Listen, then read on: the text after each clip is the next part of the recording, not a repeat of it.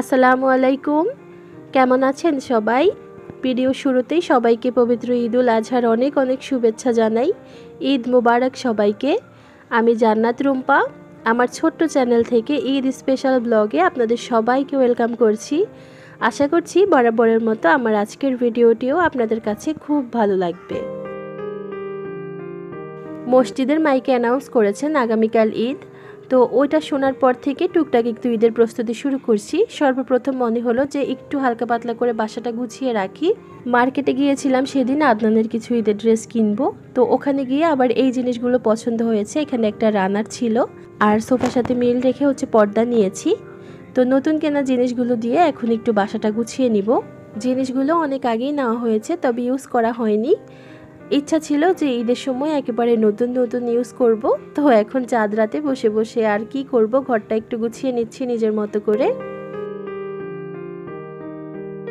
আমার টেবিলটা যেহেতু ছোট, তো চাইলেও এটার জন্য কিন্তু মন মতো কোনো জিনিস নিতে পারি না। তো একটু এদিক সেদিক করে কিছু একটা নিয়ে কোনো রকম করে চালিয়ে দেই।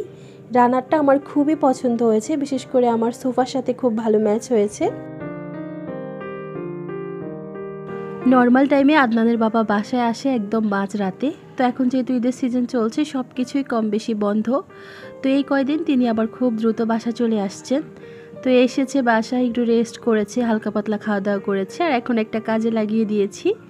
আমি অন্যান্য কাজ করতে থাকি, আর বলেছিলাম আপনি আমাকে সোফাটা একটু ভ্যাকিউম করে দেন, কারণ সকালে তো আর পসিবল না। তার আবার এই কাজটা বেশ পছন্দ, খুব আরাম করে করে করছে, এক জায়গায় বারবার করে করছে। তো যেভাবে করুক আমার একটা কাজ এগিয়ে গিয়েছে, এটাই তো অনেক, তাই না?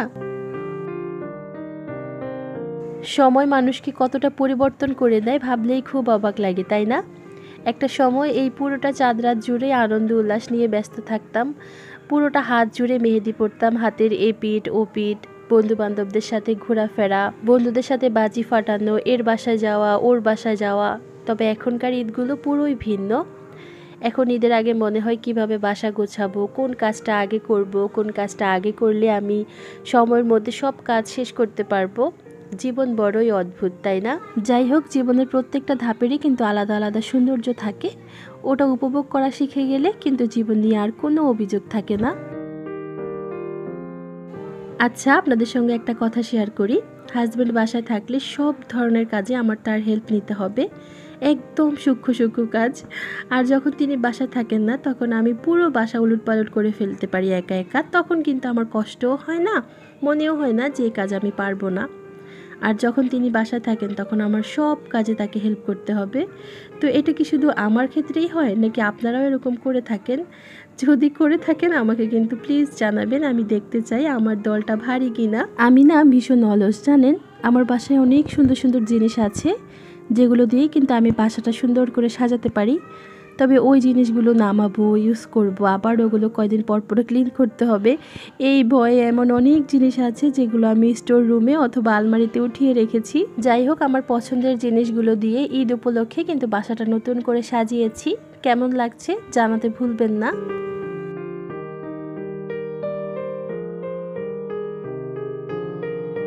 এই কাজগুলো শেষ করতে করতে 12:30 বেশি বেজে গিয়েছিল। তো রাতের খাবার খেয়ে ঘুমিয়ে যাব, তখনই আদনানের বাবার মনে হলো যে না, চলো বাইরে থেকে খেয়ে আসি। তো এখন বের হয়েছি, রাত 1টার বেশি বাজে, কিন্তু কোথায় খাবো কি খাবো সব বন্ধ। এটা ভাবতে ভাবতেই তিনি নাজিরা বাজার নিয়ে গিয়েছিলেন। তো সেখান থেকে রাতের খাবার খেয়ে বাসায় আসতে আসতে প্রায় ফজরের আজান হয়ে গিয়েছে। কোরবানি যেহেতু আমরা এবার ঢাকাতে দিচ্ছি না, তো আমাদের খুব একটা কাজের প্রেশার ছিল না, তাই আমি সকাল 9টা পর্যন্ত ঘুমিয়েছিলাম। এরপর ঘুম থেকে উঠলাম, আমার ভাই ভিডিও কল দিয়েছে। আমাদের অলরেডি বাড়িতে কোরবানি সম্পূর্ণ হয়েছে, এখন মাংস ভাগ বাটোয়ারা কাটাকাটি ওগুলো হচ্ছে। ভিডিও কলে অনেকক্ষণ দেখেছি। এরপর ও আবার আমাকে কিছু ভিডিও ক্লিপ পাঠিয়েছিল, তো ওগুলো করতে করতে প্রায় অনেকটা সময় চলে গিয়েছে। এখন আদনানের বাবা নামাজ থেকে এসেছেন। তো সকালে নাস্তার জন্য যে আইটেমগুলো করেছি ওগুলোই দিয়ে দিলাম। এখানে আমি ফিরনি করেছি, আর লাচ্ছা সেমাই রান্না করেছি, ওই সঙ্গে সুজির রসভরি পিঠা বানিয়েছি। এখন এগুলো দিয়েই আমরা সবাই সকালে নাস্তাটা করে নিব। নাস্তা করার পর আমি খুব একটা টাইম ওয়েস্ট করিনি, দুপুরের জন্য রান্নাটা বসিয়ে দিয়েছি। সকাল সকাল রান্না করে সারা দিন বিশ্রাম নিব। ঈদের আগের দিন আদনানের বাবা বেশ অনেকখানি মাংস এনেছেন। আর বলেছেন হাতে মাখিয়ে একসাথে পুরো মাংসটা রান্না করে ফেলতে। তো আমিও তার কথা মতো সেটাই করছি। একদম বড় একটা পাতিলে হাতে মাখিয়ে সবটা মাংস বসিয়ে দিয়েছি। কুরবানির প্রথম মাংস তো আমরা সবাই এভাবেই রান্না করে থাকি। তো আমরা এক জায়গায়, আমাদের কুরবানির মাংস কিন্তু অন্য জায়গায়। তো এখন কেনা মাংস দিয়ে সেই ফিল নিচ্ছি। যাই হোক, মাংসটা রান্না হয়ে গিয়েছে। এর ফাঁকে হচ্ছে আমি একটু ভাত রান্না করেছি, রোস্ট করেছি, আর এখন একদম সাদা ঝরঝরা করে একটু রাইস রান্না করে নিব।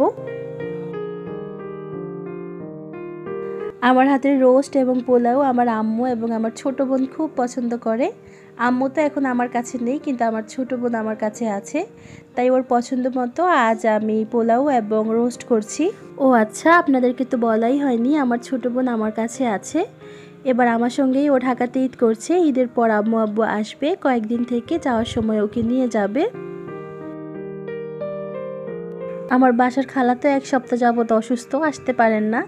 তো এই কয়েকদিন আমার সব কাজ একা করতে হয়েছে। আজ ঈদের দিন, আজও আসেনি। তো চুলায় রান্না বসিয়ে আমি বাসার বাকি কাজগুলো করে ফেলেছি, ঘর মুছে ফেলেছি, আর এরই মাঝে আমার রান্নাও হয়ে গিয়েছে। গরুর মাংসটা খুবই মজা হয়েছিল, যদিও কোরবানের মাংসের মতো টেস্ট হবে না।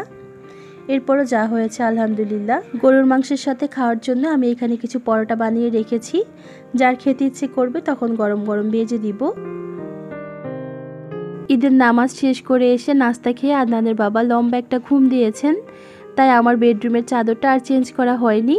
তো উনি ঘুমে থাকতে থাকতে আমার সমস্ত কাজ শেষ হয়েছে। আমি গোসল করে ঈদের ড্রেসটাও পরে ফেলেছি।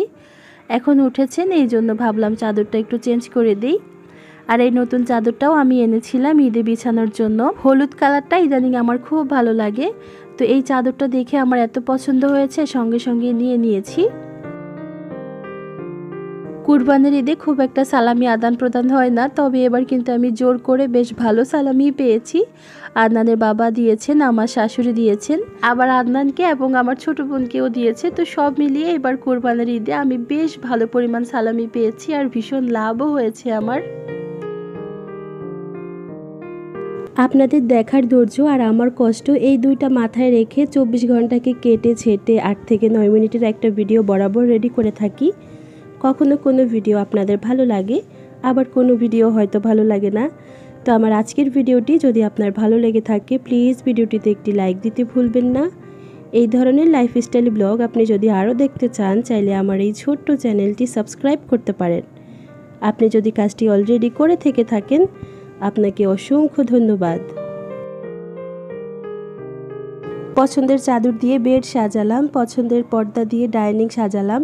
সব মিলিয়ে আমার এবারের ঈদ মোটামুটি খুব ভালো কেটেছে আলহামদুলিল্লাহ। আপনাদের কার ঈদ কেমন কেটেছে জানাতে ভুলবেন না, জানতে পারলে আমার বেশ ভালো লাগবে।